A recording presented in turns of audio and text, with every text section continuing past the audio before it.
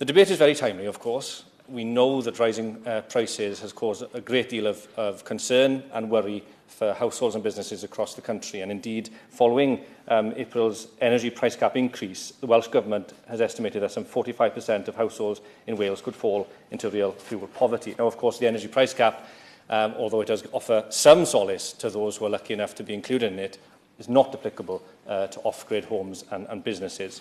And so we do see that they have been exposed and very vulnerable to sky-high prices that are increasing at a rapid pace as well.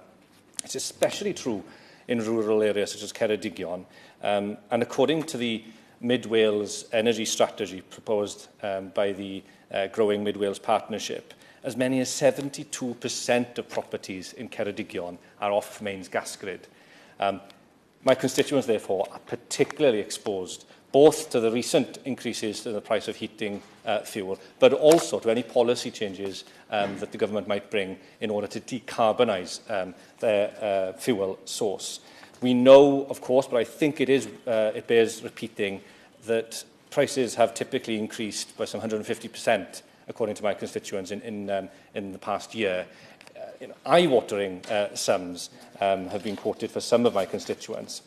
And on top of the fact that so many households and properties in Ceredigion are not connected to the mains gas grid, we also have a situation where our housing stock is very inefficient, and primarily because the housing stock is quite old. I know that in neighbouring Gwynedd, some 56% of the housing stock was built before 1945, and in Ceredigion, only 36% of homes actually reach a C rating on the EPC standards. So I would like to say that as part of this conversation about how we transition, how we decarbonise the fuel sources for off-grid properties, we seriously have to look at energy efficiency measures. And the Right Honourable Member made the case far more eloquently and persuasively than I could, but I just would like to reiterate that if we are serious, we need to recognise that without improving the energy efficiency of our housing stock, only 2% of homes in Ceredigion were built after 2012. The vast majority of the housing stock for Ceredigion 2050 has already been built. So we need to renew our focus, in my opinion, for energy efficiency measures, and indeed to accept the fact that for many rural households, it does entail greater government support. I think the case has been made already, but I just want to reiterate, rural households tend to have lower incomes than some of our urban compatriots. We cannot afford some of the measures that have been proposed by some. Many of my constituents desperately would like to insulate their homes, to improve the efficiency of their homes, to install a number of measures, including in some instances heat pumps, whether they're air source or ground source heat pumps, but they simply cannot afford the cost.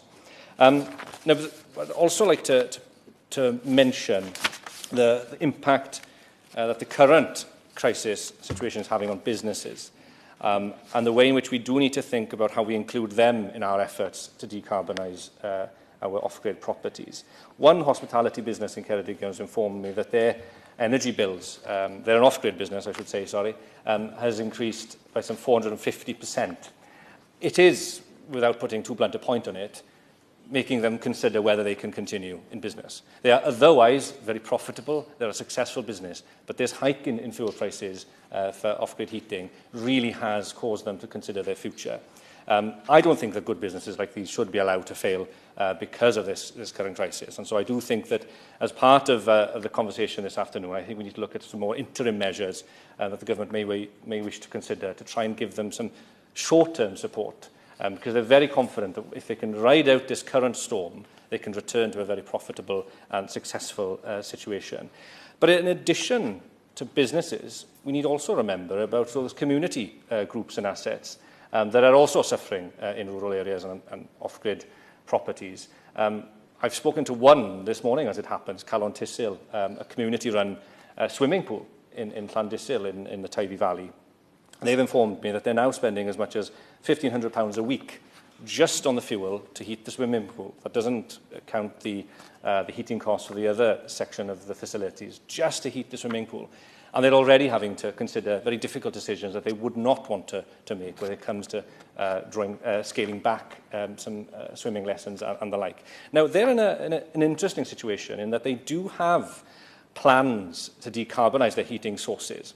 They do have, for example, plans to install solar panels, which will drastically reduce elements of their heating and energy bills.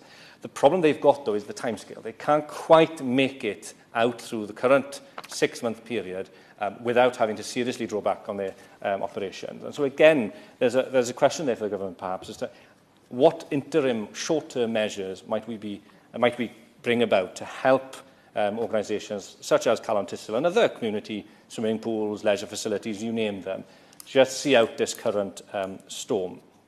Now, in terms of the transition, as I say, I fully support the need for us to decarbonise our housing emissions and the fuel for off-grid properties in general.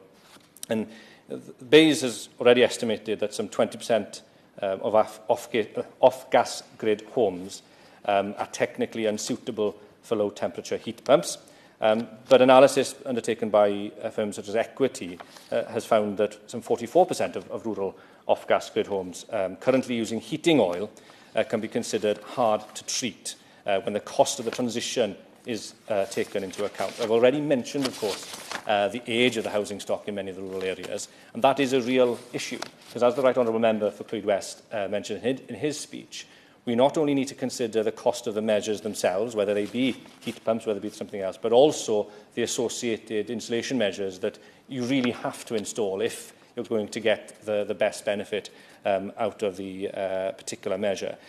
And I think the Right Honourable Member quoted the Heat and Building Strategy in its assessment that the current cost of a heat pump for the average off-gas grid home is £12,000, with a further £2,000 potentially incurred if you include measures such as cavity wall insulation and so on. Now, when I read the Heat and Building Strategy, I just thought that is, of course, the cost for the average off-grid home.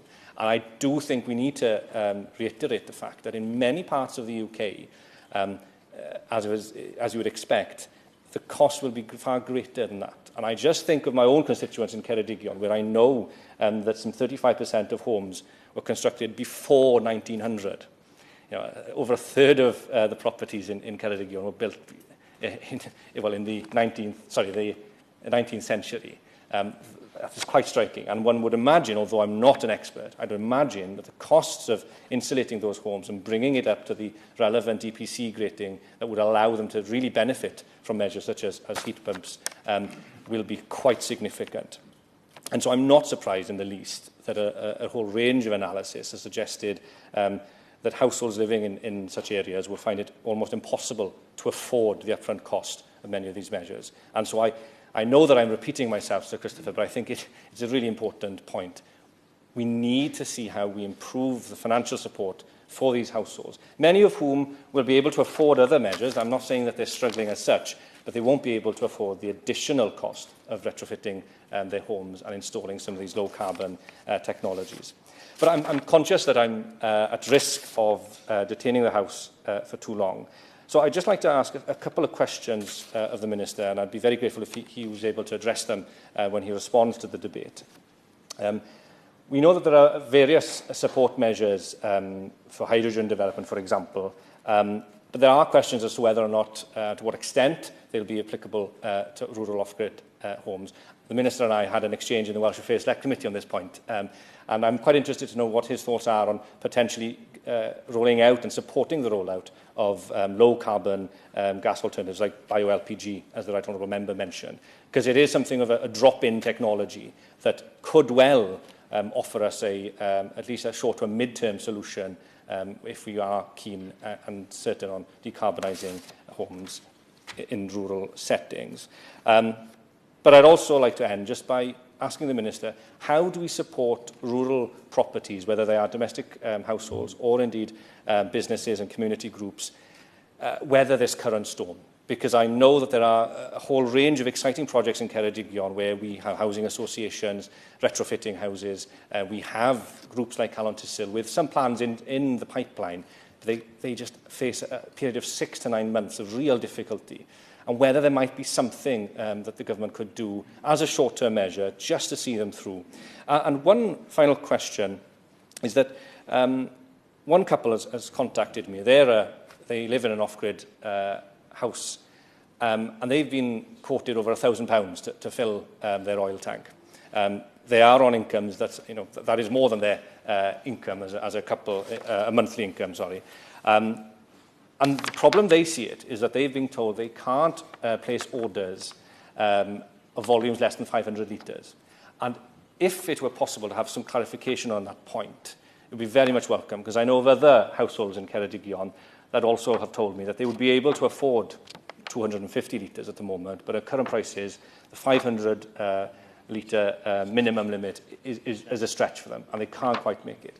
I appreciate that's a very short-term measure, and it's addressing an immediate problem rather than something in the future. But of course, if we are talking about a just transition, we need to make sure that everybody comes along with us and that nobody shoulders a disproportionate amount of the cost of what we should all hope would be a shared endeavour. Thank you, Mr. Christian.